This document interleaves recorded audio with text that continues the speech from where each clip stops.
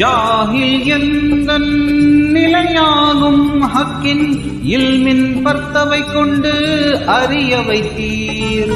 முள்திரு எந்தன் நிலையாகும் ஹக்கின் இராதாவின் பர்த்தவை கொண்டு நாட வைத்தீர்.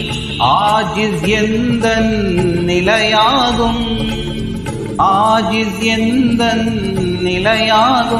ஹக்கின் குதிரத்தை கொண்டு எம்மை செயல்பட வைத்தீர். அந்த ஹக்கின் ஆற்றலை நாம்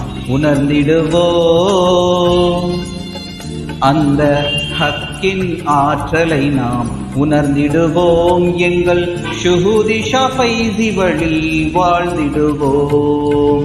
7 சிஃபாத்தும் ஹக்குடையதே.